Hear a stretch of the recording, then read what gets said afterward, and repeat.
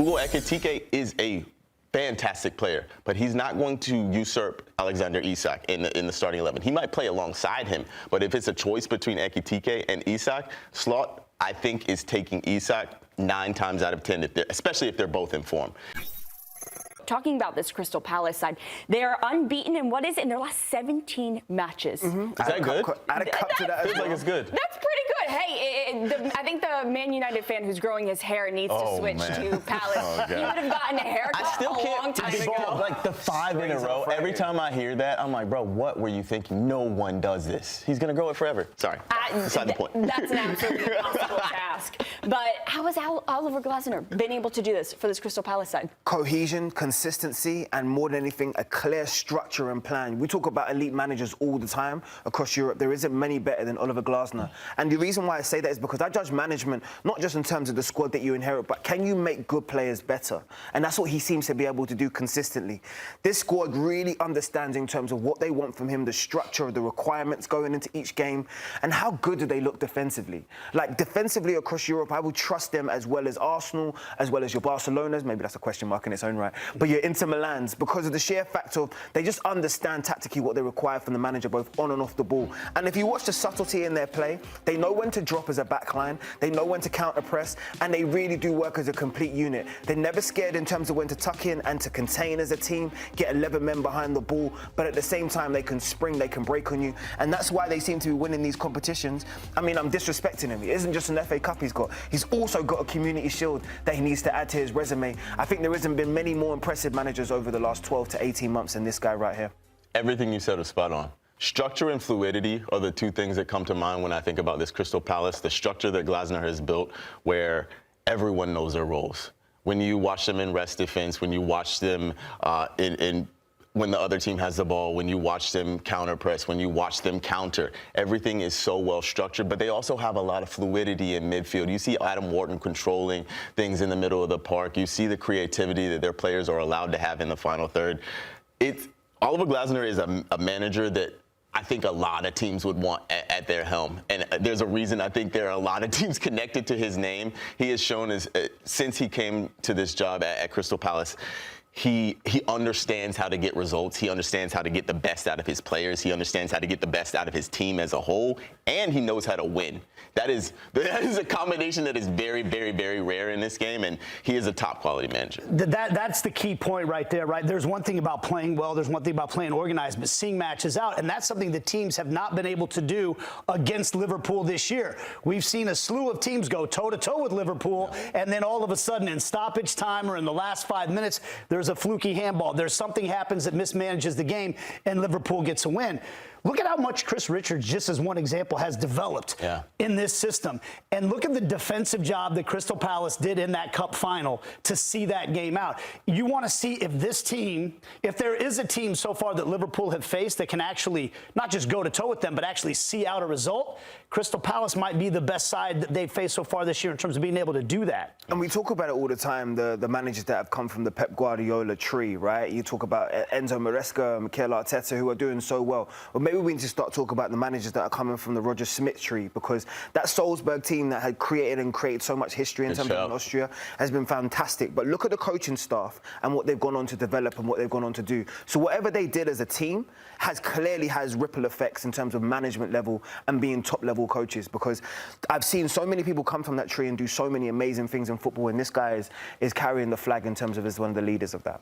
Now, this is also such a huge matchup because Palace's Marc Guehi, he was linked to Liverpool and it fell through on deadline day. But, of course, we love to hear all the rumors that are always going around. And there's a rumor that he could be joining them in January. So, while we do have a couple months for that to happen, if he were to join a Liverpool side, what would he bring to them? I mean, it's already strong Liverpool side. What more would he add to them? 100% sitting top of the table, and then you go and sign, I would say categorically right now, England's best defender, who's been I would say, so consistent in terms of what he's been able to do as a defender, as a standalone, as a one-on-one defender as well. Because if you actually stand next to Marc Guehi, he isn't the biggest. He might be about 5'11", maybe $180, which is a decent size, but in this presence when you have monsters like Erling Haaland, but he doesn't ever seem to lose any 50-50s, doesn't shy away from any duels, and his consistency in what he's producing both for club and country, he's just developed so much and leaps and bounds. And I remember covering him for the under-21s tournament.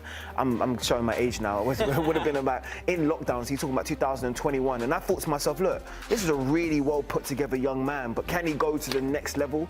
Oh no, I think he's up there with one of Europe's elite. He's the gem, he's the diamond. I don't know if you move to Liverpool in January, because look how many options you will have now across the whole of Europe. If there's a weakness for Liverpool, it might be defensively. You know, you wonder, especially about the age of Virgil van Dijk at this point. You're trying to find any weakness that the side might have, and then they're just going to bring him in.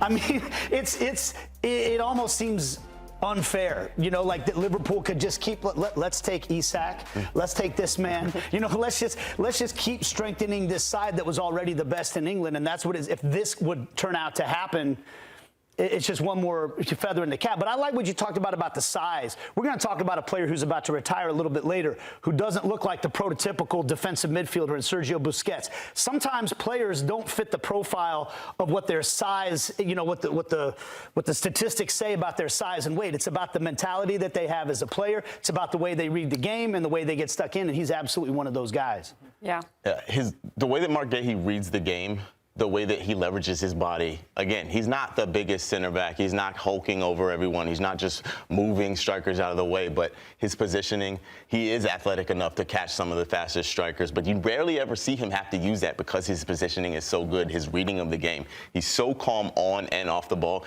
You see why Liverpool wants him. There's a couple rumors Real Madrid could come calling, but he is such a class player. He is destined for the top. Not saying Crystal Palace is not a club that could be competing, but he is destined for one of Europe's biggest clubs because Marc Guehi just has that quality. He's only 25 years old as well. Yeah. As a fan of the league, though, I would like to see Crystal Palace hold on to a player like this because they're capable of winning more, but it just doesn't seem realistic. 26,000 fans in their stadium. They can't do it. They have to sell to survive. You're not going to sell me on that, because as much as I appreciate Palace and I have some really good Palace friends at home, over the last 12 to 18 months, Marc Guehi has shown that he is elite level, and he deserves to play in Champions Leagues. He deserves to be leading his team in terms of international competitions.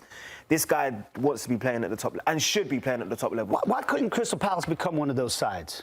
The stadium's too small. Stadium's too small. Fan base isn't big enough. They don't have the revenue. There's just levels to the game, bro. There's just levels. But don't the levels change? At one point in time, we would have. Real Madrid will always be Real Madrid, and that's just how it is. A couple clubs have been able to jump tiers, but if you maybe a big consortium came in and bought Crystal Palace, they say they're going to pump a whole bunch of money into this club that are center of London. I still don't think it happens because they don't have the name. That they're not Arsenal, they're not Chelsea, they're not Liverpool. It's history that is so important in this game, and history doesn't change. Barcelona's always going to be calling. Real Madrid always going to be calling. History doesn't change?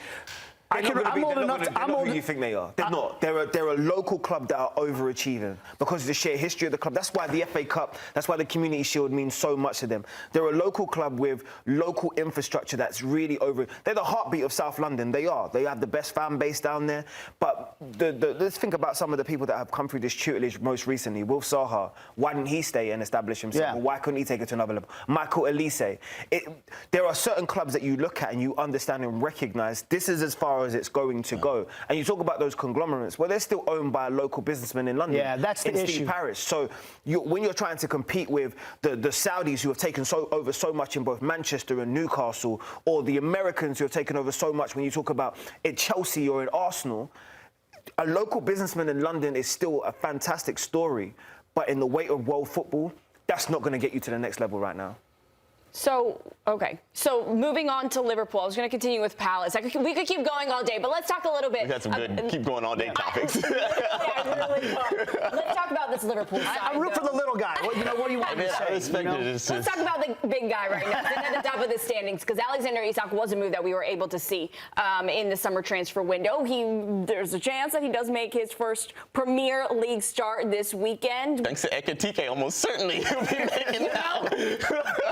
one negative for one person is another positive for another person. You got to take the chances that you're given. Do you think that he does take this chance to prove himself that he does deserve to get the start week in and week out? Alexander Isak is a long-term starter for this Liverpool squad. You don't spend a world record fee on a player of his caliber to not start him most games. Hugo Ekitike is a fantastic player, but he's not going to usurp Alexander Isak in the starting 11. He might play alongside him, but if it's a choice between Ekitike and Isak, Slot, I think, is taking Isak 9 times out of 10, especially if they're both in form.